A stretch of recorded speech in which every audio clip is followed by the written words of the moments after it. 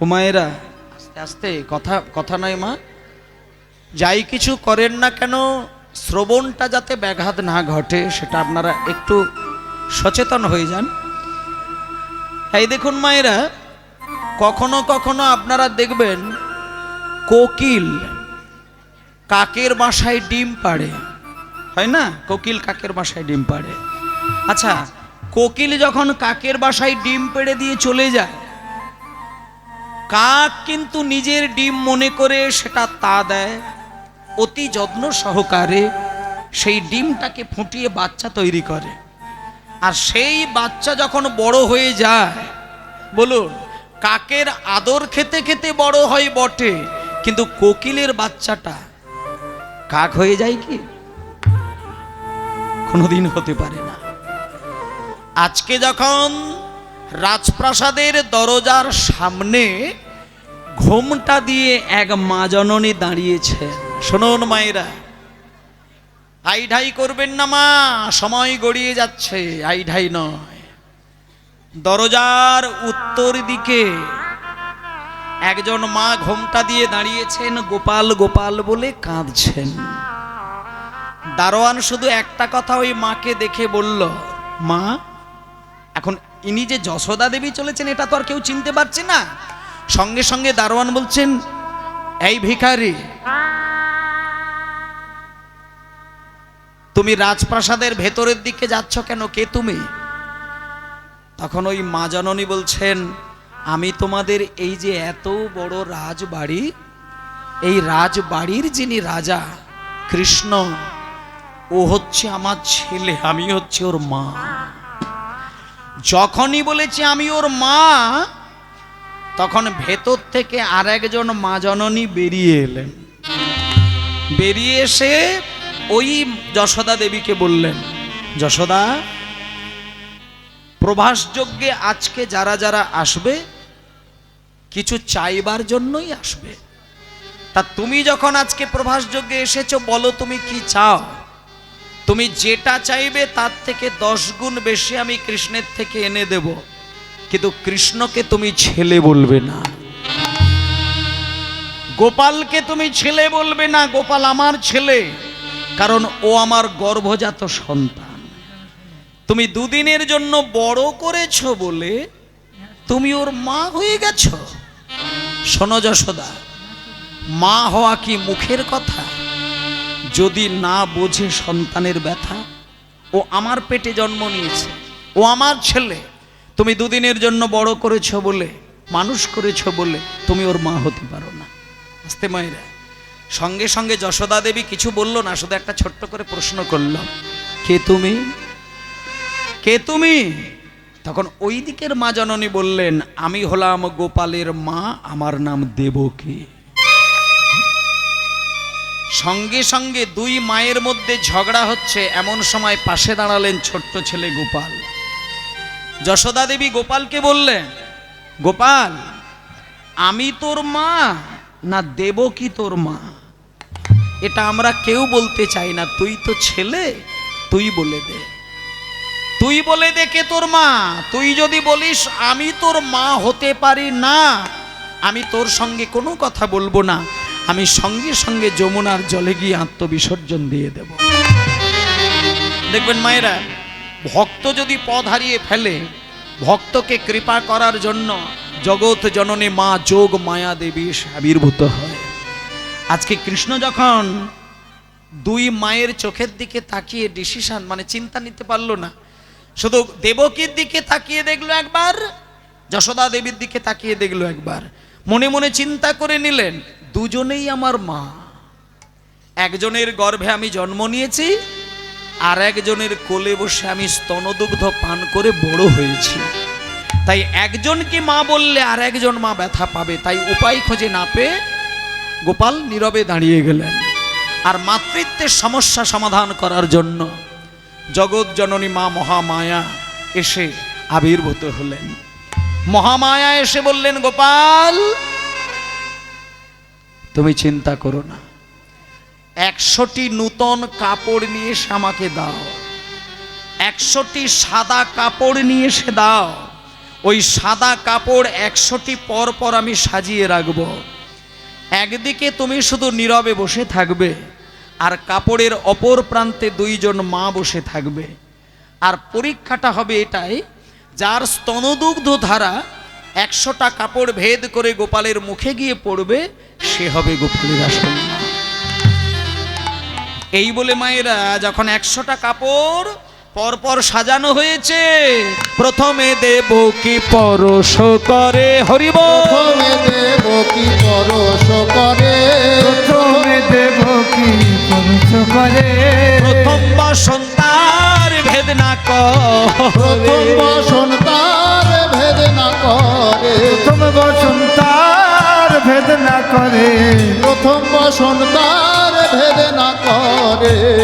আচ্ছা দাঁড়াও দাঁড়াও, দেবকী তো আইঢাই করছে কৃষ্ণের মা সাজবে বলে, তাড়াহুড়ো করে যখন কাপড়ের কাছে গিয়ে চেষ্টা করলো গোপালকে স্তনদুগ্ধ খাওয়াবে, 100টা কাপড় তো দূরের কথা, একটা কাপড়কেই ভেজাতে পারলেন না। আর যশোদা দেবীর দিকটা মায়ের একবার তাকিয়ে দেখুন। যশোদা দেবী ওই কাপড়ের কাছে গিয়ে পরীক্ষা করতে চাইলেন না। যশোদা দেবী শুধু মাথা নত করে কাঁদতে কাঁদতে একটা কথা মনে মনে চিন্তা করছেন, যে গোপালকে জন্মের পরক্ষণ থেকে আমি আমার নিজের স্তনদুগ্ধ খাইয়ে তাকে একটু একটু করে বড় করেছি, সে যতবার আমার কোলে কেঁদেছে আমি তাকে বুকে জড়িয়ে ধরে আদর দিয়ে মানুষ করেছি, তাহলে যাকে আমি স্তনদুগ্ধ খাইয়েছি, যাকে আমি আদর দিয়েছি, যাকে আমি ভালোবাসা দিয়েছি, যাকে আমি কোলে পিঠে করে তিলে তিলে মানুষ করেছি, আর আজকে আমাকে তার মা সাজতে গেলে আমাকে হাজার মানুষের কাছে পরীক্ষা দিতে হবে? আমার এই পরীক্ষার দরকার নেই, আমার এই পরীক্ষার দরকার নেই। যশোদা দেবী কোনো পরীক্ষার দিকেই গেলেন না, শুধু গোপাল গোপাল বলে আছাড় খেয়ে কাঁদতে শুরু করলেন। স্নেহের টানে 100টা কাপড় ভেদ করে গোপালের মুখে গিয়ে পড়ল স্তনদুগ্ধ ধারা। আসলে মায়েরা, আজকে যশোদা দেবী চেষ্টা করলেন না, কিন্তু আস্তে, ও মা কথা নয় গো, কথা নয়, আজকে যশোদা দেবী কোনো চেষ্টাই করলো না, কিন্তু গোপালকে দুধ খাইয়ে দিলেন। কারণ এই যশোদা দেবী ছিলেন পূর্বজন্মে ধরা সতী। স্বামীর অকল্যাণ হবে, স্বামীর অমঙ্গল হবে, স্বামীর কোনো ক্ষতি হবে, যশোদা দেবীর এই ধরা দেবীর জীবন থাকতে সেটা মেনে নিতে পারলেন না। একদিন ধরা দেবীর বাড়িতে 2 জন অতিথি এসেছিলেন, স্বামী বাড়িতে ছিল না। অতিথিদেরকে সেবা করবেন বলে মুদির দোকানে গিয়ে নিজের স্তন কর্তন করে সেবা দিয়ে তাদেরকে সেবার আয়োজন করেছিলেন। কিন্তু সেই নারায়ণ সেদিন অতিথি রূপে সাধারণ মানুষ নয়, স্বয়ং নারায়ণ আর নারদ মুনি এসেছিলেন। কিন্তু কাটা অঙ্গ থেকে রক্ত ঝরছে এমন সময় যখন সেবা করতে বসলেন, তখন নারদ মুনি যখন 2 বিন্দু রক্ত ধরা দেবীর অঙ্গ বিয়ে গড়িয়ে পড়তে দেখলেন মাটিতে, নারায়ণের হাতটা ধরে নারদ মুনি বললেন, প্রভু আজকে আপনি অসুচির হাতে সেবা গ্রহণ করছেন, আপনি উঠুন, আজকে সেবা পাবেন না। তখন ধরা দেবী আছাড় খেয়ে ভগবানের চরণ জড়িয়ে ধরেছিলেন। এবং সব ঘটনা জানার পরে নারায়ণ কথা দিয়েছিলেন, মা এ জন্মে তুমি নিজের স্বামীর কল্যাণ বজায় রাখতে গিয়ে নিজের জীবন দিয়ে ফেললে, তোমার স্তন তুমি কর্তন করে সেবার আয়োজন করলে, আমি কথা দিলাম আগামী জন্মে যখন আমি কৃষ্ণচন্দ্র রূপে জন্ম নেব, আমি তোমার ওই স্তনদুগ্ধ পান করেই বড় হব। এই হলো ধরা দেবী, পরের জন্মে যশোদা। আর যিনি দেবকী গর্ভে ধরেছিলেন তিনি হচ্ছেন পূর্বজন্মে অহংকারিণী মা সদমা রামচন্দ্রের নাম ছিল তার কৈকেয়ী। এইভাবে মাতৃত্বের সমস্যা সমাধান হয়ে গেল। এইবার শেষে একজন আসছেন, তিনি কে? তিনি হলেন এই এতক্ষণ ধরে লীলাটা যার জন্য হলো, তিনি হলেন প্রেমময়ী শক্তি স্বরূপা রাধারানী। এবার রাধারানী আসছেন, কই কৃষ্ণ কোথায় কৃষ্ণ, কোথায় প্রাণ মধুয়া ওই কৃষ্ণ কোথায় কৃষ্ণ কোথায় প্রাণ বধুয়া কই কৃষ্ণ কোথায় কৃষ্ণ কোথায় প্রাণ মধুয়া ওই কৃষ্ণ কোথায় কৃষ্ণ কোথায় প্রাণ বধুয়া বসে ঘরের বাহির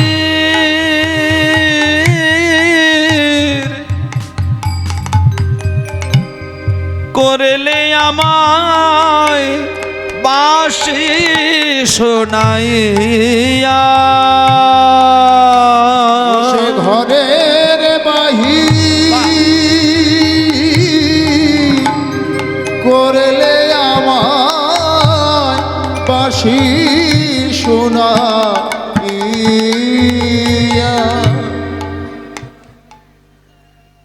মায়েরা পূর্ব দিকের দরজায় রাধারানী আজকে স্বয়ং এসে দাঁড়িয়েছেন। রাধারানী এসে দাঁড়িয়েছেন শুধু নয়, রাধারানীর মুখে না একটা কথা বাজছে, কই কৃষ্ণ কোথায় কৃষ্ণ কোথায় প্রাণ মধুয়া। যখন এই কই কৃষ্ণ বলতে বলতে বলতে বলতে রাধারানী দরজার সামনে এসে লুটিয়ে পড়লেন। এমন সময় দারোয়ান এসে রাধারানীকে তো চিনতে পারছে না। রাধারানীকে দেখতে পেয়ে দারোয়ান একটু ভুল করে ফেললেন। দারোয়ান বলে উঠলেন, লড়কিয়াঁ তু কাহা যা রহে হো। লড়কিয়াঁ বলে যেই কথা বলেছে সামনে ললিতা সখী ছিলেন। ললিতা এসে রেগে উঠলেন। ললিতা বলছে, দারোয়ান তুমি আমাদের এই সামনে যে মেয়েটি দাঁড়িয়ে রয়েছে তাকে তুমি লড়কিয়াঁ বলে কথা বলছো কেন? তখন দারোয়ান বলছে, কেন লড়কিয়াঁ বলে কথা বললে অপরাধ কি আছে? তখন বলছে, শোনো, আমাদের এই মেয়েটিকে তুমি লড়কিয়াঁ বলে কথা বলছো, কোনো সম্মান দিচ্ছ না, কিন্তু তোমাদের যিনি রাজা কৃষ্ণচন্দ্র তিনি এই মেয়েটাকে কত সম্মান করে জানো? বলে, এই মেয়েটাকে আমাদের রাজা সম্মান করে? বলে, হ্যাঁ সম্মান করে। জানো না? বলে, না। বলে, ও তাহলে তো তুমি কিছুই জানো না। তোমাদের এই এত বিরাট রাজবাড়ির যিনি রাজা কৃষ্ণ তিনি এই মেয়েটার একদিন কি করেছিল সেটা শুনলেই তোমার মাথা ঘুরে যাবে। বলবো? না না বলা ঠিক হবে মায়েরা, বলবো না ছেড়ে দেব? বলা ঠিক হবে কি? মানে এই যে মেয়েটা সামনে দাঁড়িয়ে রয়েছে এই মেয়েটার তোমাদের ওই রাজা কৃষ্ণ একদিন যে কাজটা করেছিল সেটা শুনলে সারা দারোয়ান সমাজের মাথা হেড হয়ে যাবে। এই না বলবো? বলে দেবো? তাহলে বলে দিই, কিন্তু ও সব আর ভয় টয় দেখে লড়কানে বলে দিই। বলি, বলতে লজ্জা হয়। ছি ছি ছি ছি ছি ছি ছি ছি ছি ছি ছি বলতে লজ্জা হয়। ছি ছি বলতে লজ্জা হয়। ছি ছি ছি ছি ছি বলতে লজ্জা হয়। ছি ছি বলতে লজ্জা হয়। ছি ছি ছি ছি।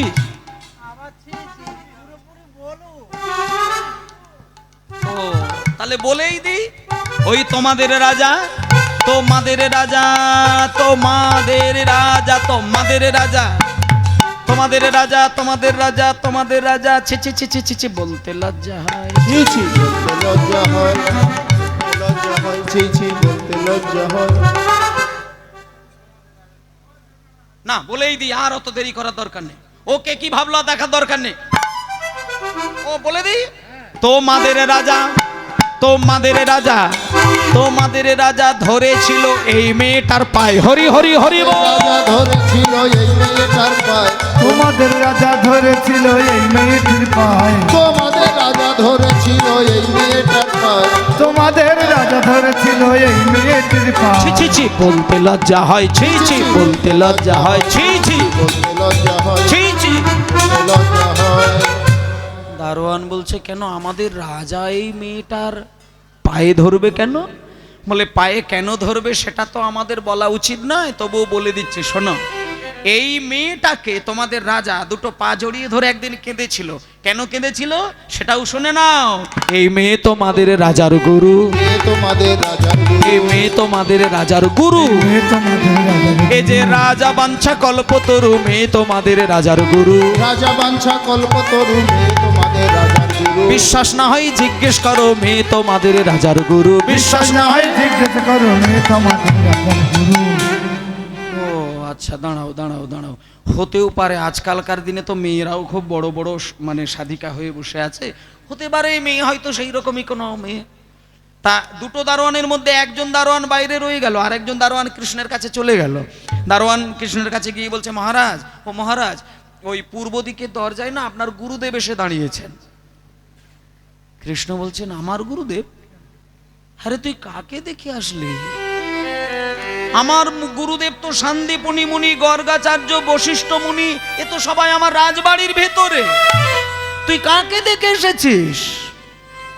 তখন দারোয়ান বলছে, ও মা, তাহলে ওই মেয়েটাকে?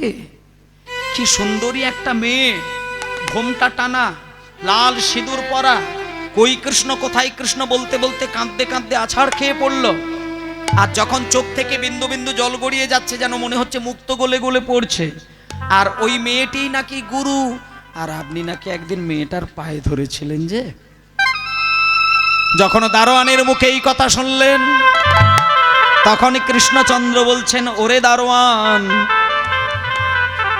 তুই যা শুনেছিস ঠিকই শুনেছিস, আর যাকে দেখে এসেছিস ঠিকই দেখে এসেছিস। এই শান্তিপুনি মুনি, গর্গাচার্য, বশিষ্ঠ মুনি, এনারা যদিও আমার গুরু, কিন্তু যে মেয়েটিকে তুই নিজে চোখে দেখে এসেছিস, ওই কিশোরী আমার প্রেমের শিক্ষা গুরু। হরি হরি বল। প্রেমের শিক্ষা গুরু, ওই কিশোরী আমার প্রেমের শিক্ষা গুরু।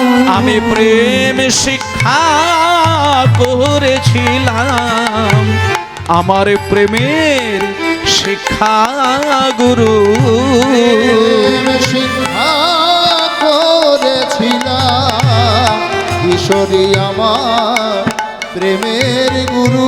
আমি প্রেম শিক্ষা করেছিলাম ব্রজের নিভৃত নিকুঞ্জ বনে। হরিব। শিক্ষা করেছিলাম, নিভৃত বনে। প্রেম শিক্ষা করেছিলাম, ওই কিশোরী আমার প্রেমের গুরু। ভক্তমণ্ডলী মায়েরা, পরবর্তী দল ঠিক রাত 12টার সময় উনি আসছেন। আর আমার সময়টা যেহেতু হয়ে আসছে, তাই জন্য এখন রাধার সঙ্গে কৃষ্ণের মিলন হবে। তার আগে একটা ছোট্ট পর্যায় বলে দিই আপনাদের। আমার পরে যেহেতু একজন কীর্তনিয়া আসছেন, উনি যে কোনো পালা যে কোনো লীলা গাইতে পারে, সেই জায়গাটা যাতে পরিষ্কার থাকে তার জন্য আজকে দ্বারকার যে রাধা কৃষ্ণের মিলনটা, এটা আমি দ্বারকার মিলনে রাখবো না, এটা আমি বৃন্দাবনের মিলনে রাখবো। কারণ আমার পরে যদি কোনো কীর্তনিয়া না থাকতো, তাহলে সেইখানে দ্বারকায় মিলন রেখে দিলে সেটা ঠিক হতো। কিন্তু যেহেতু আমার পরে একজন কীর্তনিয়া আসছেন, উনি তো আবার বৃন্দাবন লীলা গাইতেই পারে, কিন্তু দ্বারকাতে যদি মিলন একবার হয়ে যায়, পরক্ষণেই কিন্তু বৃন্দাবন লীলা আর হয় না। কারণ দ্বারকা হচ্ছে কৃষ্ণের শেষ লীলা, ওর পরে আর কৃষ্ণ বৃন্দাবনে আসেননি। কিন্তু যদি আপনাকে পুনরায় লীলা চালাতে হয়, তাহলে সেই মিলনটা বৃন্দাবনে এসে মিলন করতে হয়। জয় নিতাই। নিতাই গৌর প্রেমানন্দে। হরিবোল হরিবোল হরিবোল। জয় নিতাই। বেশ, তা আজকে যখন শ্রীমতী রাধারানী নেবে নেবে তা আজকে সেই মিলন যোগ মায়াকে স্মরণ করে, রাধারানীর মনের বাসনাটা রাজাকে পছন্দ হলো না বলে রাখালিয়া বেশ রূপ ধারণের যখন সংকল্প করলেন, তখন রাধারানীর কাছে কৃষ্ণ আবার ব্রজের ভাবে বিভাবিত হয়ে সেই রাখাল বেশে কৃষ্ণ ধারণ করে আজকে আমাদের বৃন্দাবনে যেমন রূপ ছিল, সেই রূপে রাধা কৃষ্ণকে দাঁড় করিয়ে যোগমায়া হরি হরি রচি বৃন্দাবন হরি হরি বল। হরি রচি বৃন্দাবন হরি রাধারে দর্শন দিল রাধারে দর্শন দিল রাধারে দর্শন দিল রাধার দর্শন দিল যে যা চাইলো তাই দিল সবার আশা মিটাইলো যে যা চাইল তাই দিল সবার আশা মিটাইল যে যা চাইলো তাই দিল সবার আশা মিটাইলো যে যা চাইল তাই দিল সবার আশা মিঠাই আজি প্রভাষকে মিলন হইল হরিব সাথে মিলন হইল আর প্রভাষকে মিলন হইল সাথে মিলন হইল রাধা রানী কি জয় শ্যাম সুন্দর কি জয়। বৃন্দাবন ধাম কি জয়। আপন আপন গুরুদেব কি জয়। জয় জয় ভক্তবৃন্দ গৌরী যাহার প্রাণ হরিব ভক্তবৃন্দ গৌর যাহার প্রাণ সবে মিলে কর মোরে প্রেম ভক্তি গান মিলে কর মোর প্রেম ভক্তি দান। হরি বল হরি বল হরি বল হরি বল নিতাই গৌর হরি বল হরি বল হরি বল হরি বল জয় গৌর হরি বল হরি বল হরি বল হরি রাধে শ্যাম।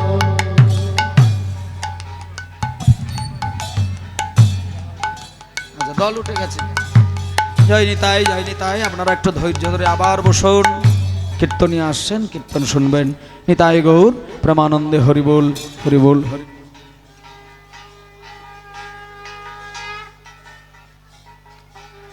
নামটা একটু ধরুন না নামটা ধরে রাখুন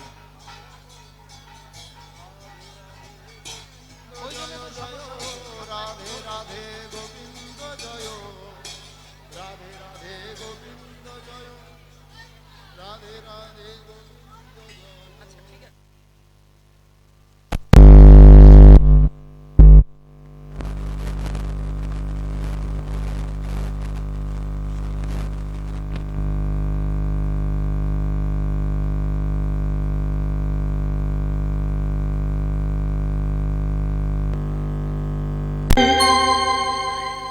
স্বয়ংভূরি নারদ শম্ভ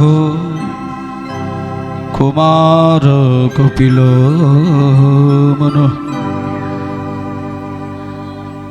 প্রহ্লাদ জনক ভীষ্ম বলির বই আন শকের বয়ান একটু একটু আসতে করো স্তেন সরাপ মিত্র দ্রহে ব্রহ্মা গুরু তলপব স্ত্রীরাজ পিতৃগোহন্তা যে চ পাপ কিন পরে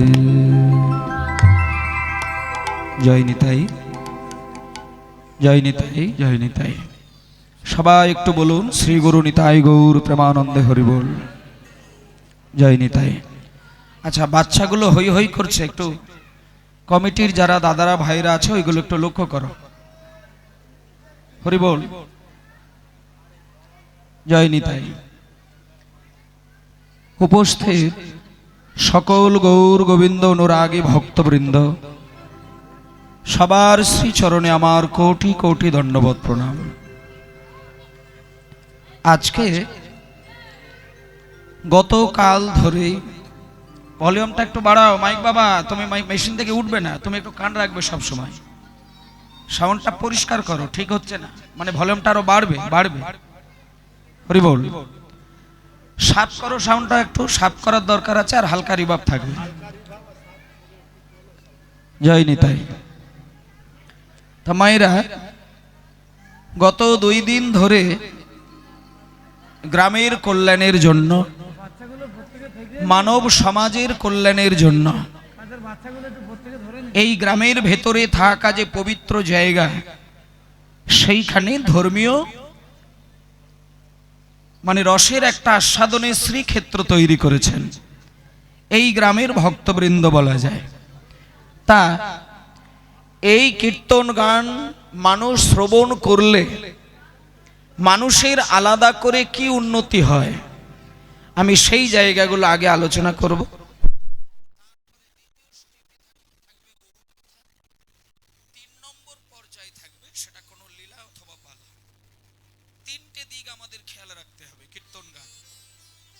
কীর্তন গান শুনতে বসলে আমরা বাঙালি যেটা ভুল করে ফেলি যে হরিনামের আসর মানে প্রথম কথা একটু নাচ হবে, গান হবে, একটু জমজমাটি আসরটা থাকবে, নাচা গানা হই হই নরম গরম মিলিয়ে মিশিয়ে 3টে ঘন্টা কাটলো, আর আমরা খুব আনন্দ করে ঘরে গিয়ে ঘুমালাম। শোনেন একটা কথা বলি মায়েরা, পৃথিবীতে যত যত ধরনের সঙ্গীত আছে তার মধ্যে কীর্তন গান আর সমস্ত গান একদিকে থাকে। কীর্তন গানের ভেতরে যে জিনিসটা থাকে বিশ্বের কোনো গান বাজনায় সেই জিনিসটা পাওয়া যাবে না, আপনাদের খেয়াল রাখতে হবে। হরিনাম শুনে সারা জীবন কাটানো যায়, কিন্তু হরিনামের ভেতরের ভাব তত্ত্বটিকে নিজের প্রাণের সঙ্গে মেলাতে গেলে তার জন্য কটা বছরও কাটতে পারে, কটা জন্মও কাটতে পারে, এগুলো বলা যাবে না কতদিন ধরে হতে পারে। একটা মানুষ 20 বছর ধরে কীর্তন শুনবে, তার কীর্তনের আসল প্রাণটা নাও জানা হয়ে উঠতে পারে। আবার এমন কোন মানুষ আছে দেখবেন, যেদিনকে হরিনামের আসরে বসবে, বাবারে এসব সাউন্ড হলে কি গান বাজনা হয় রে বাবা, সাউন্ড ঠিক করো আগে, ক্যাচার ক্যাচার কুচুর কুচুর কি হবে জলটা।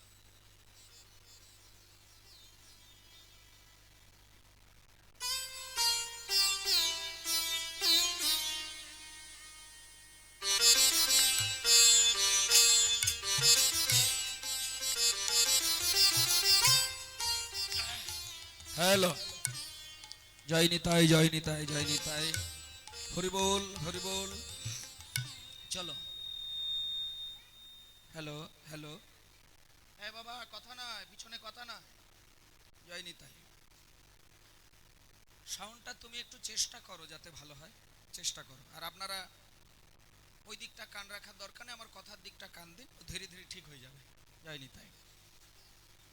যে কথাটা বলছিলাম যে হরিনাম, হরিনাম বলুন, কীর্তন গান বলুন, পদাবলী রসাস্বাদন বলুন, ধর্মীয় সম্মেলন বলুন, বা ভগবানের সেবার আসন বলুন, যাই বলুন, কিন্তু মূল কথা হচ্ছে আমি যে আসনটা গ্রহণ করব সেই আসনের মর্যাদা যদি দিতে না পারি তাহলে প্রথমত আমি অপরাধ করে নিলাম। আজকে এই যে আসরে আসনগুলো বেছানো রয়েছে, মাত্র 2-4 দিনের জন্য ডেকোরেটর থেকে ভাড়া করে আসনটা বেছানো হয়েছে, কিন্তু যতগুলো দিন আসন দোকানে রাখা ছিল ততগুলো দিন এগুলো চিকের আসন ছিল। কিন্তু যে মুহূর্তে বয়ে নিয়ে এসে কীর্তন আসরে বিছিয়ে দেওয়া হলো, সেই মুহূর্তেই আসনের মূল্যটা আর কিন্তু মানুষ দিতে পারবে না। যদি বলে কেন না, এই আসনটি এই মুহূর্তে দুটো শক্তি দিয়ে অমৃত মাখানো রয়েছে। 1 নম্বর শক্তি হলো রাজা পরীক্ষিতের চোখের জল মাখানো রয়েছে, আর 2 নম্বর কথা হলো সুখদেব গোস্বামীর অযাচিতভাবে কৃপা বর্ষিত করা রয়েছে। সুখদেব গোস্বামীর চরণ ধুলো আর রাজা পরীক্ষিতের চরণ ধুলো, এই 2 কৃপার অমৃতই আসনে মাখানো রয়েছে। তাই আমাদের ভেতর থেকে একটা গুরুদায়িত্ব নিতে হবে। আসনটা যেহেতু আমার দেহের সঙ্গে স্পর্শ করলাম, আসনটিতে বসার যেহেতু আমি অধিকারী হলাম, তাই যতক্ষণ আমি হরিবাসরে বসে থাকব এই আসনের যথাযোগ্য সম্মান মর্যাদা দিয়ে আসন ত্যাগ করব। তাহলে এইবার আপনাদের জানতে হবে যে এই আসনের মর্যাদা দিতে গেলে আমাদের কি কি সচেতন হওয়ার দরকার। মাগো কথাগুলো খুব ধ্যান দিয়ে শুনবেন।